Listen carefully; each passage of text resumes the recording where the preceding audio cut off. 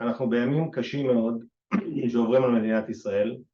אנחנו כמובן כולם יחד מנסים למצוא את כוחותינו, גם לסייע, גם לכוחות הצבא והמילואים ככל שאנחנו יכולים. כמובן שאנחנו מסייעים כולנו כעם אחד בעורף, הן בעורף והן בחזית, וימים קשים שאנחנו חייבים להתמודד כמקשה אחת ולמצוא את הפתרונות היצירתיים כדי להביא את מדינת ישראל למקום טוב יותר קדימה. בגורן פמילי אופיס אנחנו כמובן נמצאים, חלק מהעובדים נמצאים במילואים, ואנחנו בכל זאת נמצאים באופן שוטף במשרד ומתחזקים את השירות לכל לקוחותינו. אתם כמובן מוזמנים ככל שתראו לנכון לפנות אלינו. אנחנו נעשה את כל מה שאנחנו יכולים כדי לתת את המענה היעיל והטוב ביותר בזמן המהיר ביותר. אז אנחנו נתחיל את הוובינר שלנו היום בעיקר בנושא הכואב והדואב שקשור למלחמת חרבות הברזל, והכנו מצגת שדודו אתה תציג לנו גם את התחזיות. היום היה גם מפגש של נגיד בנק ישראל, אז נדון בהכל. יש את האפשרות לשאול שאלות דרך ה-Q&A, תרגישו חופשי, אנחנו נדאג לרכז את הכל לסוף ונענה על כל השאלות. אז נתחיל. ערב טוב. מצב קשה, האמת שאני באופן אישי לא חשבתי שנצטרך לעשות תחזיות במצב כזה, גם קושי לעשות תחזיות מטבע הדברים, וגם המצב הלא פשוט שמדינת ישראל נמצאת פה.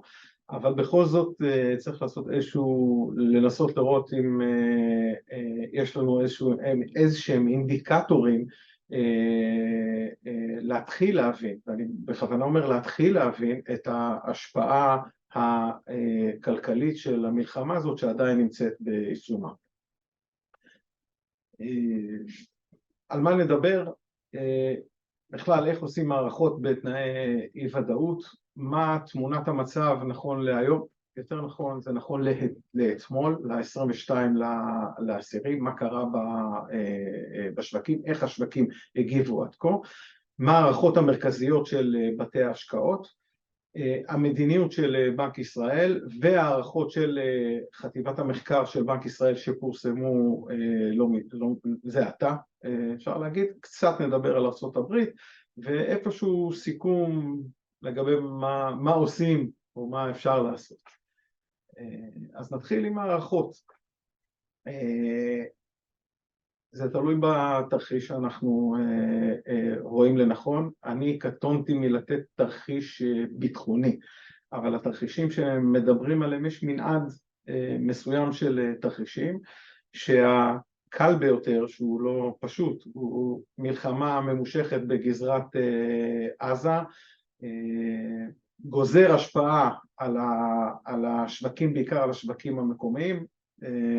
ננסה לתת תחזית. זאת גם הערכה המרכזית או התרחיש המרכזי של בתי ההשקעות. אפשר להגיד שזה התרחיש המרכזי כי אולי קל להתייחס אליו יותר, אולי סוג של wishful thinking, אבל נכון להיום זה התרחיש המרכזי. אני גם ראיתי שאם מסתכלים על איך הזרים רואים אותנו, בתי ההשקעות הזרים, אז אחד מבתי ההשקעות הזרים גם מייחס לתרחיש הזה, אם אנחנו צריכים לנקוב באחוזים, הוא מייחס הסתברות של 70% לתרחיש הזה. התרחיש השני יותר חמור, כולל מלחמה, מה שנקרא מלחמה אזורית עם הגזרות הצפוניות, סוריה, לבנון, אבל עדיין לא מלחמה ישירה מול איראן. התרחיש הזה כן יגרור השפעה על השווקים הבינלאומיים. זה יבוא לידי ביטוי? יבוא לידי ביטוי, גם בעליית פרמיות הסיכון של המדינות, עליית מחירי נפט, אנרגיה בכלל, אבל עדיין לא התממשות של הסיכון. התרחיש השלישי, אם אנחנו מדברים על מלחמה על אזורית, ואנחנו לא יודעים מי יצטרף ואיך יצטרף, אבל זה כולל מלחמה ישירה של ישראל מול איראן, הוא תרחיש של התממשות הסיכון, יש כאלה שרואים בזה סוג של מלחמת עולם, אבל ברור שתהיה פה השפעה על מחירי האנרגיה ועל הכלכלות הגלובליות, ויש כאלה שמדברים אפילו על חזרה לשנות ה-70 למצב הזה. אני חושב שמה שחשוב להדגיש הוא אי ודאות גדולה, אבל דבר אחד ברור, כעומק הלחימה והתמשכות הלחימה, כך עומק הבעיה הכלכלית, וכך משך השיקום גוזר משך שיקום ארוך יותר, אם אנחנו מדברים על ישראל.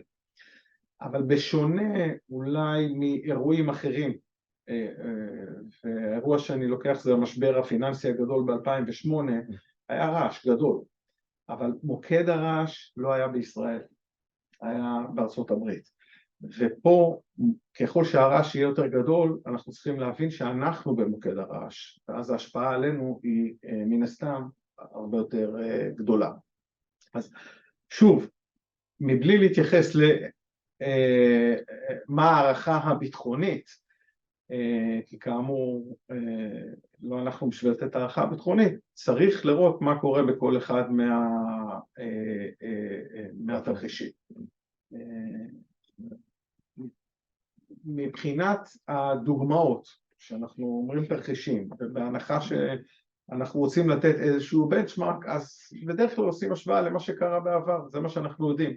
יש בזה בבחינת, אנחנו מחפשים אנחנו מחפשים מתחת לפנס, אבל אין מידע כלכלי אחר, אז לכן ההשוואה נעשית ממלחמת יום כיפור, יום הכיפורים, עד צוק איתן, כדי להבין מה ההשפעה, בעיקר ההשפעה על השינוי בתוצר. וכל אחד יכול לבוא ולהגיד, רגע, אנחנו חושבים שזה יותר דומה לאלף או יותר דומה לבית, אני מסתייג מזה כי גם נקודת המוצא שלנו, שתכף נדבר עליה, היא טיפה שונה, פחות ממלחמת יום כיפור או ממלחמת לבנון השנייה, אבל מה שאנחנו רואים פה שאם האירוע הזה יהיה מוגבל, ואם אנחנו לוקחים את התרחיש הראשון, בוא נגיד שמבחינת בתי השקעות נראה התרחיש הסביר יותר, אז תהיה פגיעה בתוצר, אבל גם כנראה תהיה התאוששות מלאה או חלקית אחרי תקופה מסוימת. יכולים להגיד שבאופן עקרוני, על בסיס כל המלחמות שאנחנו רואים כאן, אף אחת לא דומה כמובן אחת לשנייה בפני עצמה, אולי יש איזה שהם קווי דמיון ביניהם, אבל לא ספק, המלחמה הנוכחית היא שונה בתכלית מכל מה שראינו עד היום, משתי סיבות. אחד זה כמובן המאבק על הגדרות, אבל השני הוא באמת ההשפעה על העורף שתהיה סביר להניח מאוד מאוד משמעותית, וזה החלק המדהים. כן. בשונה מיום כיפור, שגם אפשר להגיד שהייתה מלחמה, סוג של מלחמה קיומית, ההשפעה על העורף, אם פה תהיה הרחבה לגזרות אחרות, היא תהיה משמעותית הרבה יותר.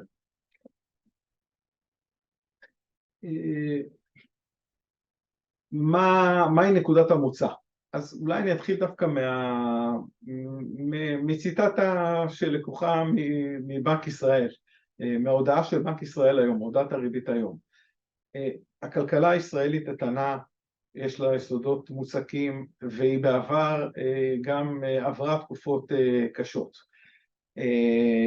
ונקודת המוצא הפיננסית, אם אנחנו מתייחסים, אז גם יש לנו עודף בחשבון השוטף, יחס חוב תוצר נמוך, אם אנחנו רואים, אנחנו 60% יחסית לגוש האירו ולארצות הברית בכלל, שמגדילים כל פעם את תקרת החוב, אנחנו נמצאים במחצית מיחס חוב תוצר של ארצות הברית. יתרות מטח גבוהות, אני חושב שבנק ישראל השכיל בעבר, למלא את יתרות המטח, בין היתר לשמש לתרחישי קיצון ולתרחישים כמו שאנחנו רואים היום. אבטלה נמוכה, אינפלציה נמוכה יחסית לחול ובמגמת ירידה, גירעון יחסית נמוך, אנחנו תכף נדבר על הגירעון, מה יקרה לגירעון, וצמיחה, למרות שהמשק לא במלוא פוטנציאל הצמיחה שלו, הוא עבר סוג של החלשה נקרא לזה, בוא נגיד בשנה האחרונה, בין היתר כתגובה לחקיקה המשפטית, אז עדיין הוא בצמיחה גבוהה יחסית למדינות המפותחות. אז נקודת המוצא היחסית של המשק היא טובה.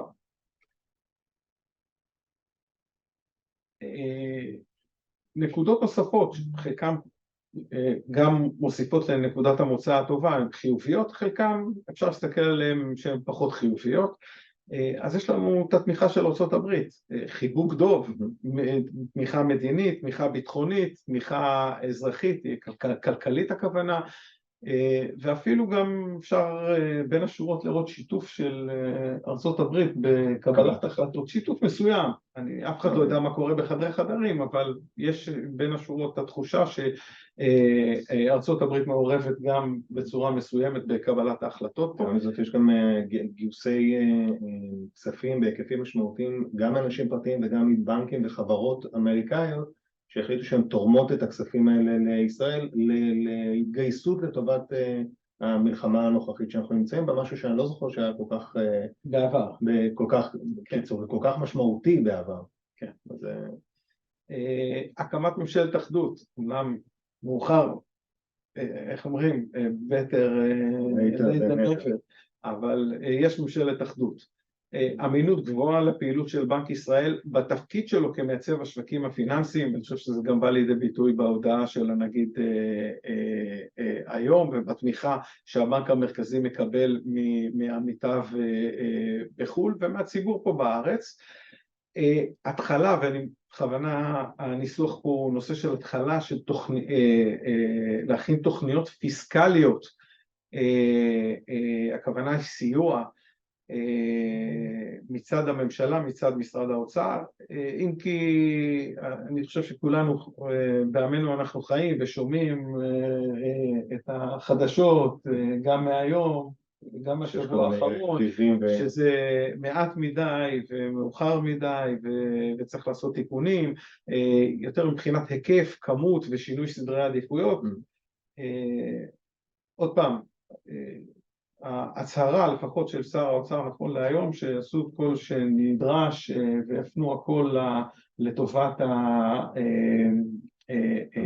לטובת השיקום של נזקי המלחמה, כנראה עוד לא מתורגם הלכה למעשה, ואולי האמירה האישית שלי פה, במצב כזה לא צריך להיות חשש, אם צריך להגדיל את הגירעון, מגדילים את הגירעון כמה שצריך. זה גם נגיד בנק ישראל גם ציין והגדיל את זה ואמר. ממש כך.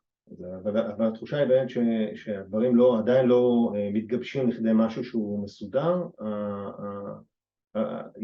הוצאה תוכנית סיוע ראשונית, לא נראה שזה מתחיל, כאמור, too late, עדיף מאוחר מה שלא לנו, אבל באופן עקרוני, מהותית אנחנו נמצאים בסיטואציה שבה יש כאן צורך לשפוך סכומים משמעותיים בהשקעה ובשיקום.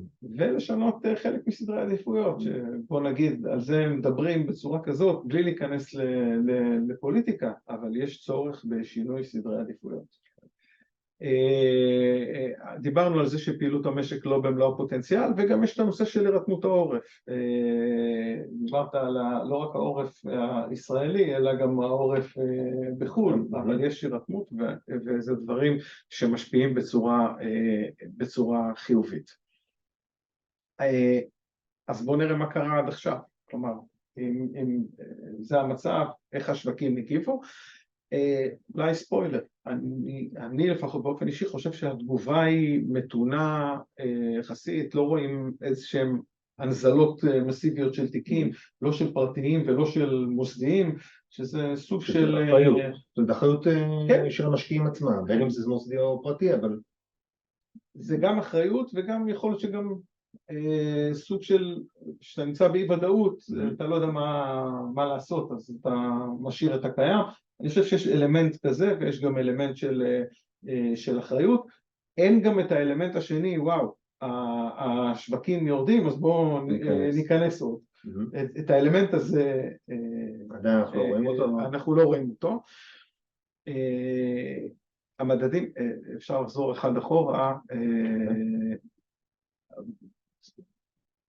אם אנחנו מדברים על המניות, אז הפער שהיה בין הבורסה בתל אביב לבין ה-S&P או הנסדק, שאופיין כבר שנה שלמה, כלומר 10 חודשים האחרונים, הפער הוא גדל בעוד סדר גודל של 10% מאז באירוע הנוכחי. מהאירוע הנוכחי, כלומר הפער התרחב, הוא בא לידי ביטוי בביצועים, וכמובן בא לידי ביטוי במכפילים, אם כי צריך לזכור שהמכפילים עדיין משקפים את הדוחות הכספיים של יוני. זאת אומרת שאנחנו צריכים לקחת בחשבון שמרכיב המכפיל על בסיס תוצאות של סוף שנת 23, שסביר להניח שיהיו כבר שונים ממה שראינו אותם ביוני, ישקפו לנו מכפילים למעשה קצת יותר גבוהים, כך שאם אנחנו רוצים לוודא את תיקון המחירים לשווי ראוי, אז צריך לדעת באמת מה התוצאות של החברות בסוף שנת 23. כן, במילים אחרות חלק מהתיקון, מגולם? כן, חלק מהתיקון יבוא לידי ביטוי בתיקון הרווחים, וחלק מהתיקון יבוא לידי ביטוי בתיקון במחיר המניה. כן. לגבי שער החליפין, אנחנו ראינו שער החליפין, אנחנו רואים גם שינויים, בעבר ראו שינויים אפילו יותר גדולים, גם באירועים מלחמתיים היו שינויים יותר גדולים, עדיין שינוי, עדיין נחשב תגובה סבירה ומתונה, ופה גם יש את הנושא של התערבות בנק ישראל שאני אגיע אליו עכשיו, שאני חושב שהוא ממתן את התנודתיות. השאלה אם גם אנחנו חווינו במהלך השנה הנוכחית את עליית שער הדולר ביחס לשקל עוד לפני האירועים האלה, שנבעו בעיקר בגלל הנושא של הרפורמה או החקיקה המשפטית שהובילה להמרות לדולר. זאת אומרת, השאלה היא בכלל הרי החקיקה מתה לטובת העניין, בהנחה שזה אכן כך, והאירועים שאנחנו חווים אותם כרגע הם מספיק קיצוניים כדי לשנות את כל המשוואה, שאלה אם המספר שאנחנו נמצאים בו כרגע לא לוקח גם איזושהי פרמיה על נושא החקיקה שכבר לא בתוקף, אבל יכול להיות, אבל אני חושב שהיא הוודאות הגדולה ביותר היא הנושא של המלחמה. כן. לגבי עצימות המלחמה והיקף המלחמה, לכן זה מאפיל על כל הנושא של ההשפעה של החקיקה המשפטית. זה כבר מאחורינו לגמרי. לא מדבר על זה. כן. עוד התפתחות, היא התפתחות שלילית, הנושא של מדברים עליו הרבה, מה קרה לדירוג של מדינת ישראל, כן יורידו דירוג, לא יורידו דירוג, הלכה למעשה, פרמיית הסיכון של מדינת ישראל גדלה באופן משמעותי. מה אנחנו רואים בגרף הזה? מה שאנחנו רואים בגרף הזה מסדר גודל של 60 בייסיס פוינט לסדר גודל של 140 בייסיס פוינט, כמעט הכפילה את עצמה, יותר מהכפילה את עצמה, סליחה, עלתה ב-80 בייסיס פוינט, המון. זה משפיע על מחיר הגיוס של פירמות ישראליות ושל מדינת ישראל, מדברים על המחיר העתידי, וכמובן על התשואות לפדיון של אגרות החוב שנסחרות עתה. אז הריביות למעשה שהן מגולמות במחיר גבוה יותר, יעיבו על תקציב השנים הבאות, שזה בעצם המשמעות העיקרית של זה, ותהיה יותר כסף שצריך להקצות לטובת תשלום ריביות, על פני הוצאות מהותיות אחרות. גם היקף החוב יגדל וגם התשלום עבור כמות נתונה של חוב תגדל. כן. שניהם יגדלו, או הריבית למעשה.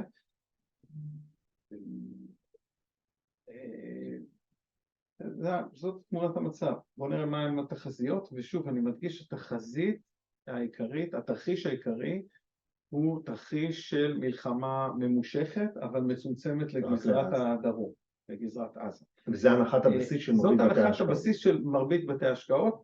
אמרתי, יכול להיות שקשה לחשוב אחרת, ויכול להיות שקשה גם להעריך מה יהיה הנזק ממשהו הרבה יותר גדול ולהערך אליו. אגב, אני חושב שזה טבעי לחלוטין. אז השורה התחתונה, הכיוונים מאוד ברורים. כן. העוצמות, יש הערכות שונות, חלקם נביא פה. ירידה בתוצר, ירידה בביקושים, בצריכה הפרטית, פגיעה בענפי המשק שאנחנו כבר רואים, אם אנחנו מדברים על, יש ענפי משק שמושבתים, על תיירות, ירידה בשירותים, ירידה בבנייה, יש כמות גדולה מאוד של חיילי מילואים שמגויסים, שמשפיעים גם, אנחנו נראה את זה גם בצד ההיצע, התוצר, וגם בצד הביקוש לגבי הצריכה. עלויות ישירות ועקיפות של המלחמה, מימון הלחימה, פיצוי שצריך להינתן לפיצוי רכוש ואחרים לתושבים, סיוע כלכלי, שיקום, צריך למעשה לשקם חבל ארץ שלם. והדבר הזה ייקח זמן, ייקח שנים ועולה כסף. אז העלויות גדולות, קשה לכמת אותם עכשיו, יש מספרים שנזרקים לאוויר של עשרות מיליארדים, אבל אני באופן אישי חושב שזה מוקדם מדי. אובדן הכנסות המדינה ממיסים ישירים ועקיפים יהיה אובדן משמעותי. עסקאות נדל"ן יורדות משמעותית, יש פחות רוכשים רכבים, יש אווירה שהיא עגמומית, יש אבטלה שכסף הנשק קצת תעלה, אז מיסים ישירים, מיסים עקיפים, קופת המדינה הולכת לקבל גם ברמה הזאת, גם ברמת גיוסי הכספים, מכה. שזה תהיה התחלה להשלים, אני מניח איכשהו. למעשה השורה התחתונה, ההוצאות של המדינה גדלות, ההכנסות של המדינה יורדות, הגירעון גדל, יהיה גידול גדול בגירעון, הערכות שמדברים עליהם עכשיו הם סדר גודל של 6-7% תוצר,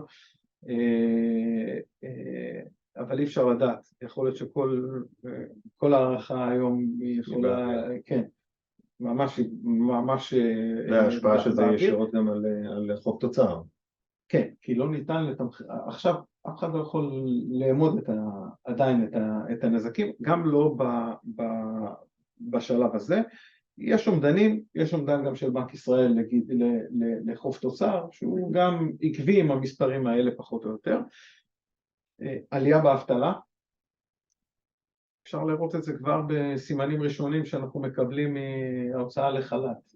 כן. ההוצאה כפויה לחל"ת. אגב, זה גם תגובה לאיזושהי תגובה של המשק לתוכניות של האוצר. הנה, תוכניות כנראה לא היו מספיקות, אנחנו עושים צעדים נוספים. בסוג של כוח אדם, כי אין לנו איזשהו פיצוי כלשהו מהמדינה לטובתנו. ממש כך. וכמובן עלייה ניכרת בהיקף גיוסי החוב של המדינה. אנחנו מדברים גם על גיוסים בארץ, גם על גיוסים בחו"ל. יש הרבה שאלות כי מי יקלוט את זה, איך יקלטו את זה, המוסדיים, לא המוסדיים. ועוד שאלה שגם אם היא לא עולה באוויר, אני אשים אותה עכשיו באוויר, זה מלווה עם סימן שאלה. בעבר היו מלווה שלום הגליל, כן, מלווה שמושתת על כמובן הכנסות עתידיות. אז איך זה עובד רק כדי שנבין מה המשמעות שלו ברמה ההיסטורית, איך זה עבד? אפשר להגיד זה כמו מס הקדמת תשלומים, כן, סוג של מס שמוטל, שהוא יוחזר בעתיד. זה המשמעות של מלווה. בעבר הוא פשוט ניקום מהשכר, עוד, אני לא זוכר אם זה היה 1% או 2% לטובת מלווה שלום הגליל, ובתלוש השכר היה רשום מלווה שלום הגליל. בנק ישראל ניהל את המלוות, עד כמה שאני, למיטב ידיעתי, החזירו לכולם את המלווה עם הריבית, לכולם או לכל מי כנראה יש יתרות, עדיין כאלה שמה שנקרא לא מצאו אותם, אבל הרעיון של מלווה ברור, להכריח את אזרחי מדינת ישראל להשתתף בנטל, גם לצורך מימון המלחמה ונזקי המלחמה. מה הם התחזיות לגבי הפרמטרים שאנחנו מדברים עליהם כל הזמן, אינפלציה, ריבית, שער חליפין? אז אינפלציה, ברור לנו שההשפעה של המלחמה היא דפלציונית על הביקוש. ההשפעה העיקרית היא דפלציונית, מיתון, ירידה בביקושים, אבל יש גם השפעה אינפלציונית. אם אנחנו מדברים על עלייה של שער החליפין, בנק ישראל מדבר על תמסורת של בערך 0.2%, כלומר על כל עלייה, על כל פיחות של 1%, 0.2 יבוא לידי ביטוי באינפלציה, 0.2%. העלייה באינפלציה של 0.2%, אז יש השפעה, אבל עדיין אני חושב שרוב הערכות הן שההשפעה הדפלציונית תהיה יותר גבוהה מההשפעה האינפלציונית, ככה שאנחנו צפויים לראות המשך הירידה באינפלציה, והתחזיות של השווקים הם סדר גודל שנעות בין 2.4 ל-2.9% בשנה הקרובה של אינפלציה, שזה המשך ירידה של אינפלציה. כן, מהרמות שאנחנו ברמות של 3.5, וזה אומר שגם האינפלציה נמצאת בטווח היעד של בנק ישראל, שזה נותן איזשהו אפשרות להשתמש יותר בכלי הריבית שתכף נדבר עליו. אבל יש כאן, אנחנו תמיד צריכים לשים על השולחן את הנושא של מחיר הדולר ומצב הכלכלה, זאת אומרת הדולר הוא גם כן משפיע מאוד דרמטי בתהליך. משפיע גם על הפעילות וגם כמובן גם על האינפלציה. הריבית, נחלק את זה לטווח קצר ומה השוק צופה. השוק צופה מגלם הורדת ריבית בשנה הקרובה של סדר גודל של בין 0.75 לבין נקודת אחוז. כן. ואני אגיד משהו גם לנוכח ההחלטה של בנק ישראל להשאיר את הריבית כפי שהיא היום, ללא שינוי. השוק צפה אפילו ירידה גדולה יותר, וכמה בתי השקעות אפילו התבטאו בזה שחייבים להוריד את הריבית ב0.5% עד 1%. כבר בהחלטה הקרובה, ב0.5%, ב0.75%, ואז מיד, אני חושב שבנק ישראל, המשנה לנגיד, קרא לאותם חזאים, וגם הסביר להם שבאופן שלא משתמע לשני פנים, יש פעולות שבנק ישראל עושה בטווח המיידי והוא מתרכז בהן, ובעיקר אנחנו מדברים על הפעולות בתחום של שער החליפין ובעיצוב השווקים, והוא לא ירצה לראות מצב שבו כלים מוניטריים אחרים בלשונו מאתגרים את אותן פעולות שהוא עושה לעיצוב השווקים.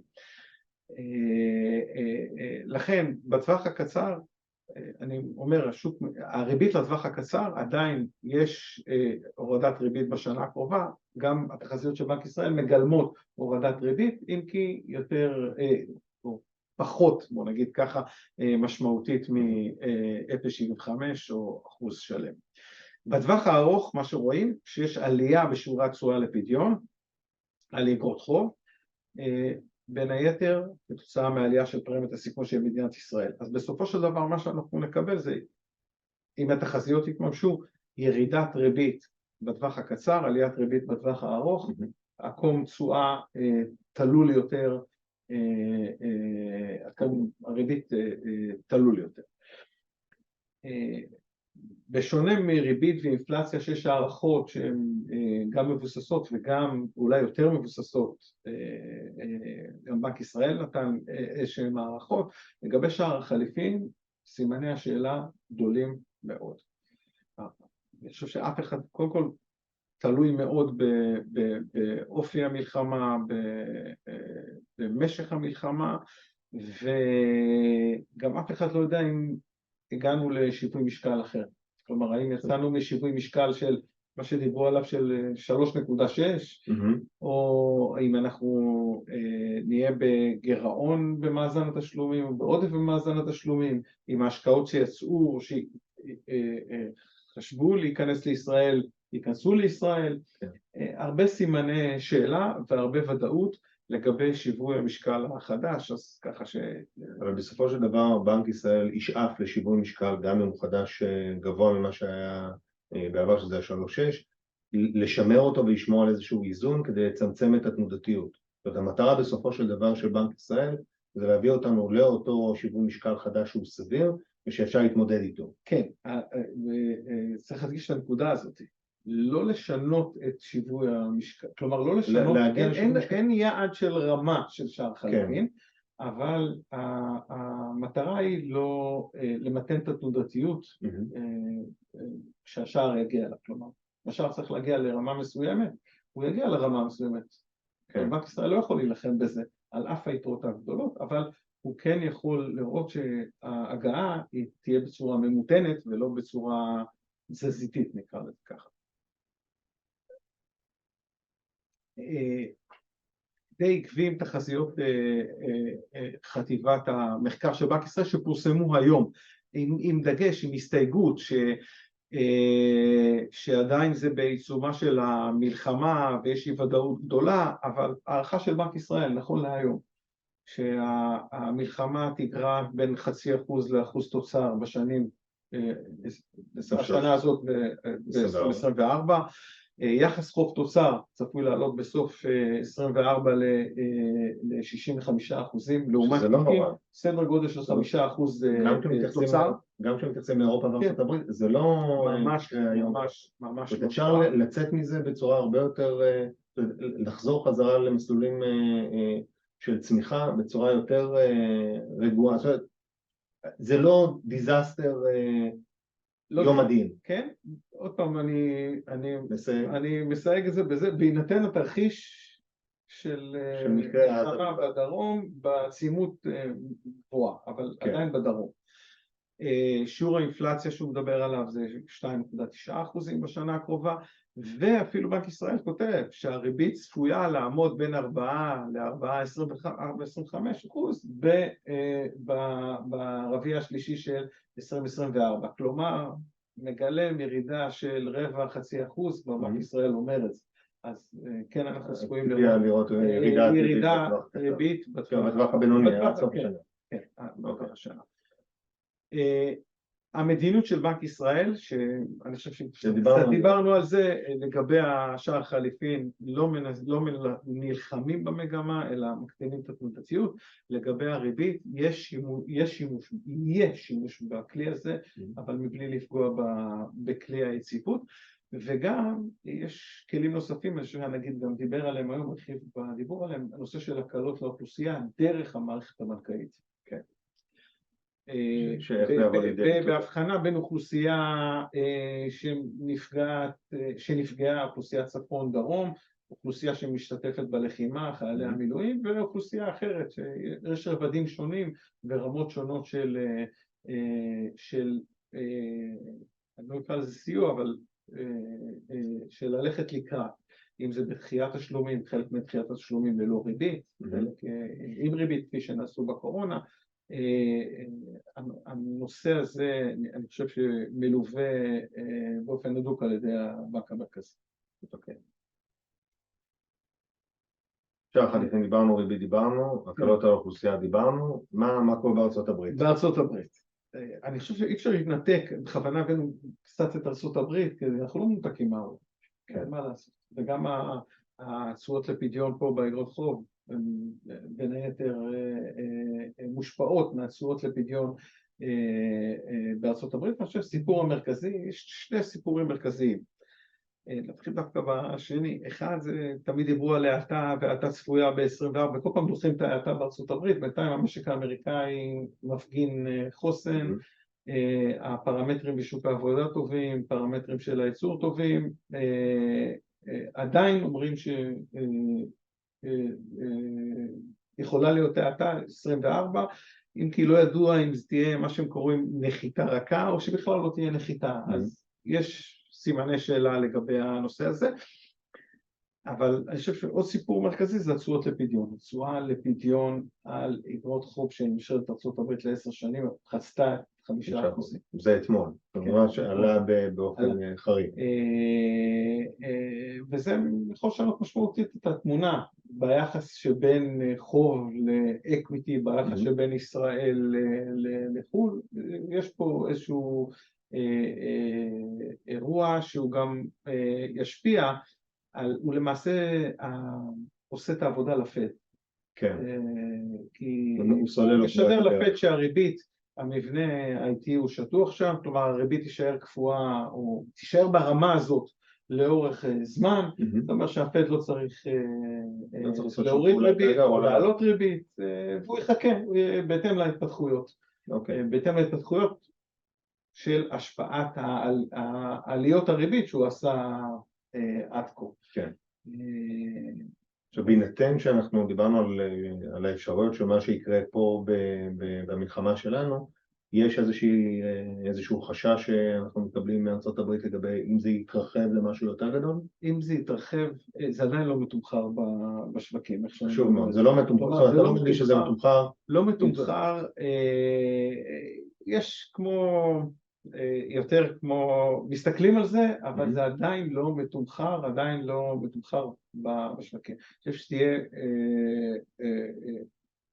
אנחנו לא רוצים להגיע למצב כזה כמובן, אבל אם וכאשר יהיה אירוע רחב יותר, אז כל השווקים יגידו.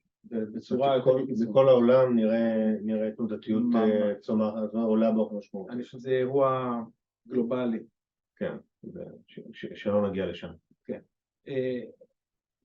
נסכם בכמה משפטים. בשמחה. אי ודאות גדולה מאוד, הערכות ממש ראשוניות, אני חושב שזה גם משפיע על מה שדיברנו על זה שגם הפרטיים וגם המוסדיים נמנעים מלעשות איזושהי פעולה דרסטית, אבל כן בשוליים אני חושב שרואים איזשהו מה שנקרא בדרך כלל באירועי משבר, מה שנקרא flight to quality.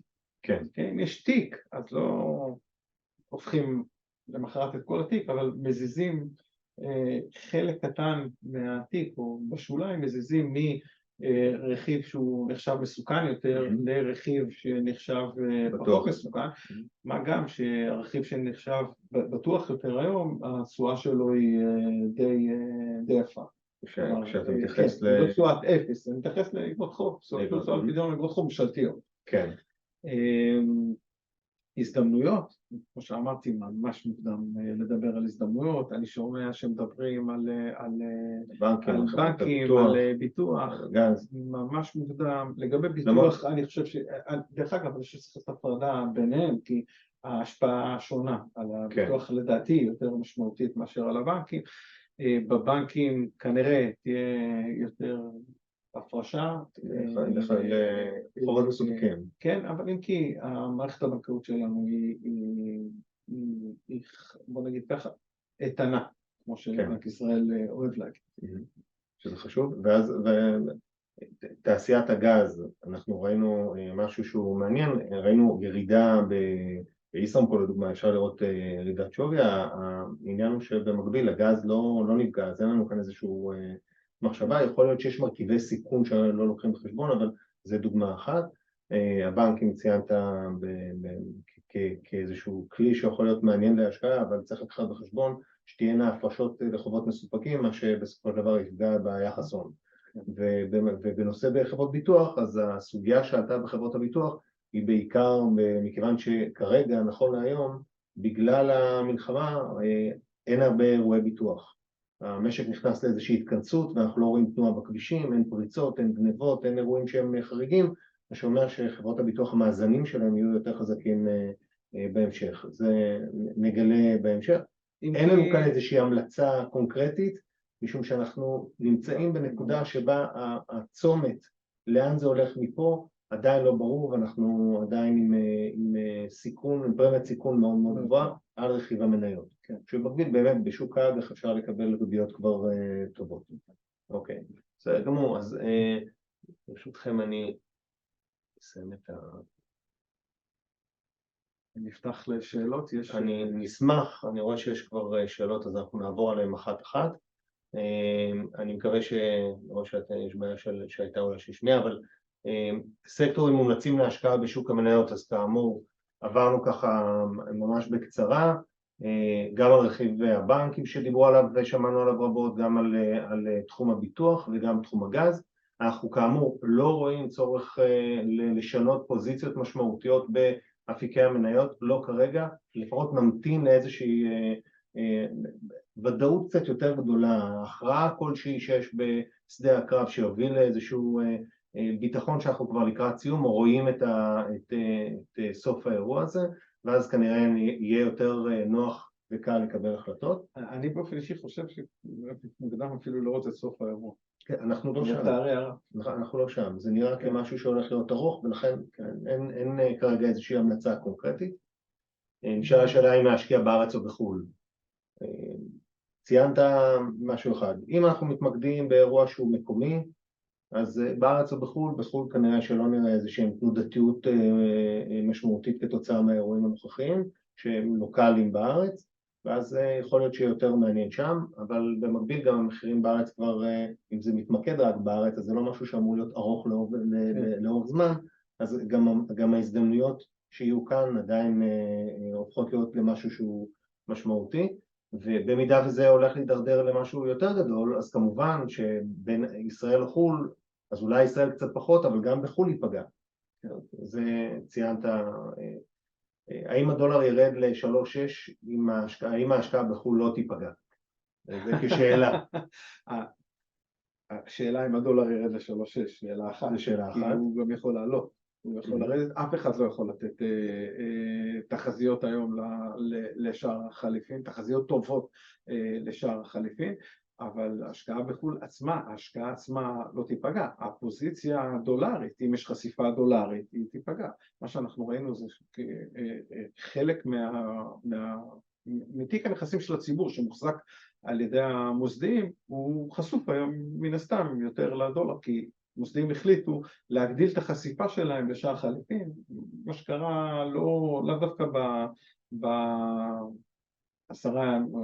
בשבועיים האחרונים, אלא קרה בתקופה האחרונה. אז שאלה איזה פוזיציה מתחית לוקחים, והאם מתייחסים לפוזיציה הזאת כלפוזיציה מה שנקרא מבנית. מישהו חושב שהוא חלק ההשקעות שלו, הוא לא צריך להסתכל עליהם בצורה שקלית, אלא בצורה דולרית, צריך להחזיק אותם בצורה דולרית. כלומר, הוא רואה לנכון לאורך זמן שחלק מהתיק שלו יש לו פוזיציה דולרית מסוימת. אבל לגבי לאמוד את או לקחת פוזיציה לונג או שורט על שער חליפין, זה הימור מוחלט. לא ברגיעה, לא הייתי עושה את זה, גם לא בתנאי ודאות. כמובן, ואנחנו נחדד עוד את הסוגיה ולומר שאנחנו הרי לא יכולים לצפות שום דבר בקשר למטבע לכאן או לכאן, מה שכן, בפיזור יעיל בתוך תיק, החשיבות של הדולר או היורו בתוך התיק היא ספציפית לפר משקיע, וכל אחד צריך להיות מותאם לצרכים שלו. אבל זה החלק החשוב שצריך להיות בחשבון, זה צריך להיות חלק מהלוקציית התיק. האם להעביר השקעה ממניות לאג"ח בריבית גבוהה ולקבע תשואות? ציינת את זה מקודם, האמת. כן, זה יכולה להיות חלופה. בתשואות שהם מקבלים היום. עוד פעם, זה תלוי בלהסיט חלק מהתיק לשם. תשובה היא כן, אבל... זה אמור להיות פרטני וקשה להגיד את זה באופן כללי. ממש, כן, ממש פרטני, ממש ספציפי, וזה גם תלוי במבנה התיק שיוצאים ממנו. כן. מה רמת החשיפה מלכתחילה? מה רמת החשיפה מלכתחילה? 20% במניות או 50% במניות? ממש, כן. אוקיי. שאלה נוספת, מה קורה עם שימוש במכשירים פיננסיים להגנה על השקעות? מציע שתשקלו להפעיל, לבקש מבתי ההשקעות שאנחנו משקיעים, להפעיל הגנות. האם זה הזמן להפעיל הגנות? אז אני אחדד כאן את הסוגיה ואני אגדיר ככה. ברמת ההגנות, היום כשמסתכלים על אופציות ועל נגזרים, אז מחירם במצב שבה התנודתיות היא מאוד גבוהה, מן הסתם מאוד מאוד יקר. בדיוק. המחיר של זה בעצם לקנות את הביטוח, אולי הפרמיה היא יקרה מאוד. אז אני לא בטוח שהיום זה במקום, אבל חשוב לציין, נניח בקרנות גידור. קרנות גידור עושות את זה באופן שוטף. אנחנו ניהלנו שיחות עם מנהלי קרנות גידור, בארץ, כי זה מה שמעניין אותנו ברמת החשיפה, בעיקר את הקרנות הישראליות, והם כולם ברמת, בוא נאמר, אין לנו עדיין ודאות מלאה, כי זה דברים שמשתנים, אבל ההגנות שהם השתמשו בהם די עזרו וסייעו במניעת ירידות משמעותיות בשווקים, והתוצאות נראות תוצאות טובות יותר מהמדדים, בטח לתקופה של עד לפני יומיים, סוף שבוע שעבר, ככה זה נראה. אז הנושא של שימוש במכשירים פיננסיים הוא מאוד חשוב, יש כלים וקרנות גידור שיודעות לעשות את זה, בתיקים המנוהלים נניח לא היינו עושים את זה, כי זה גם דורש אישורים מיוחדים, וזה הרבה יותר מורכב, כי זה לא במסה קריטית, זה תמיד איזה פין פוינט לכאן או לכאן, וזה לאו דווקא נותן את הפתרון, אבל זה נקודה למחשבה שצריך פר משקיע, פר לקוח, פר מוצר, לבחון את הנושא. שאלה הבאה, אז האם ניתן להבין מה נאמר, שניתן לרכוש אג"ח ממשלת ארצות הברית עם תשואה של 5% במעלה או טיפה למעלה, זה בטוח או מה רע בזה? בטוח אג"ח של ממשלת ארצות הברית? התשובה היא ודאי שכן. כלומר, לפחות בעולם הפיננסי אין יותר בטוח מאגרות חוב של ממשלת ארצות הברית, אלא אם כן... ובמקביל אתה מקבל את זה מעל 5% בשנה קדימה, זה בכלל... כן, זאת התשואה. נכון, זה סדר גודל של עוד פעם זה חצה, זה קצת יורד, אבל זה הסדרי גודל למי שרוצה להשקיע ולהישאר ברמה הזאת. כלומר, להחזיק את זה לאורך זמן. יכול להיות שיהיו עליות ריבית, ואז שיפגעו בתשואה, אבל יכול להיות שגם יהיו ירידות ריבית שהם ייצרו רווחון. אם אנחנו לוקחים את זה במכפלה של המח"מ, אז אנחנו מקבלים איזושהי תנודתיות יותר... השאלה אם עכשיו לטובת העניין זה הזמן, או כמובן, שוב, זה פרטני, אבל באופן כללי לקבל איזשהו כיוון. האם עכשיו זה זמן, הרי שוק המניות ירד כבר, אני לא יודע אם הוא ממשיך לרדת, אבל הוא כבר עשה איזשהו מהלך של ירידה, בטח בארץ, וגם קצת בארצות הברית. אנחנו גם רואים את זה באירופה שהיו ירידות ביומיים האחרונים. אנחנו מניחים שהתסיסה במה שקורה פה באזור משפיעה גם על שווקים בחו"ל ברמת הרכיב הסיכון שלוקחים שם, אז השאלה אם עכשיו זה הזמן לקחת ולעטות מאפיק מניות לאפיק אג"ח. אנחנו לא יודעים כמובן מה יקרה, אבל... השאלה הקודמת הייתה איך אנחנו עושים הגנה. אני מניח שהשאלה הייתה הגנה על תיק המניות, אני לא מדבר על הגנה על שער חליפין, נשים את ההגנה על שער חליפין בצד, בהינתן פוזיציית שער חליפין מסוימת. השאלה איך עושים הגנה על תיק ההשקעות במניות. שקל או דולר שהוא מועבר ממניה לאיגרת חוב של ממשלת ארצות הברית, זה סוג של הגנה.